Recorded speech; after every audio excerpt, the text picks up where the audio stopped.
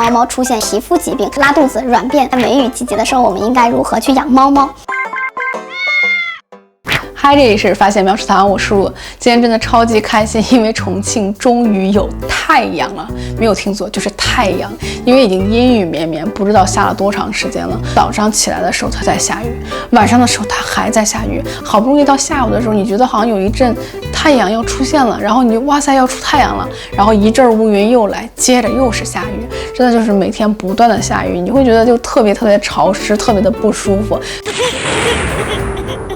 最重要的一点就是你洗的衣服、洗的床单，它永远都不会说2天就给你干掉了，一定要是那种好几天它才会干。然后那样的话就会觉得洗了的衣服比不洗的衣服还要臭，还要有味儿，真的是这个日子太难熬了。平时话的就有点多，今天废话更多了。我们来说一下正题，就是在梅雨季节的时候，我们应该如何去养猫猫。第一个呢，就是因为空气比较湿润，屋里面也非常的潮湿，这个时候就会让猫猫出现一个皮肤疾病，有可能会爆发猫癣。然后这个时候我们一定要注意环境的一个除湿，如果你家空调有除湿功能的话呢，就一定要勤开一下这个功能，如果有除湿机的话就更好了。如果你家的猫猫不幸已经得了皮肤病，一定要找正规的医院去给猫猫进行一个检查，然后去治疗。第二个方面呢，就是一个吃的问题，有一些猫猫呢，因为这个季节然后出现了拉肚子、软便，甚至是呕吐的这样的一个情况，正好如果是赶上你刚换了猫粮或者刚换了罐头，它出现这种情况的话，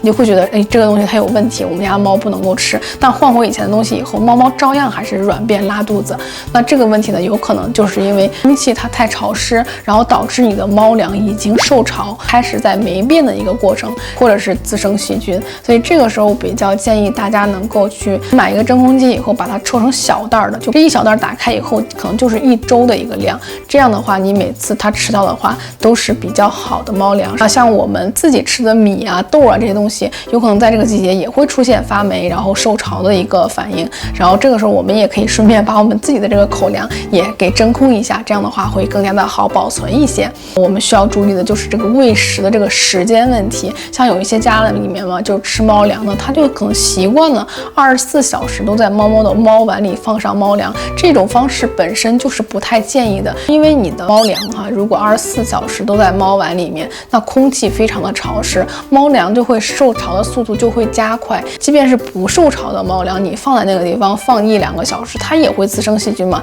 因为猫粮外面它喷涂的有那个油脂，所以大家在喂猫猫吃猫粮的时候，一定要是下一顿你再去给它添猫粮的时候没有吃完，之前那个猫粮就不要了，倒掉，然后把猫碗洗干净，再放新的粮去给它吃。这样的话，它能够减少黑下巴的发生，同时呢，也会减少猫猫因为吃了变质的这个猫粮，然后出现软便拉肚子的一个情况。我一定要注意这一点，在这个时期。然后第3个方面呢，就是一个环境消毒的问题。因为梅雨季节的时候呢，空气都是比较湿润的，然后屋里面更容易滋生细菌，我们一定要去勤打扫、勤消毒。这样无论是我们自己生活，还是猫猫跟我们一起生活，都是在一个非常良好的环境里面的，这样对我们的健康也是非常有利的。那以上呢，就是这期视频的全部内容了。如果你还有什么需要补充的，然后也有纠正我的地方，可以在评论区给我留言。赶快让梅雨季节过去吧，我们需要太阳。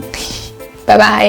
你以为就这样结束了吗？呵呵，太天真了。梅雨季节不要忘记给猫猫驱虫哦，1月1次按时驱虫，才能保证猫猫的健康哦。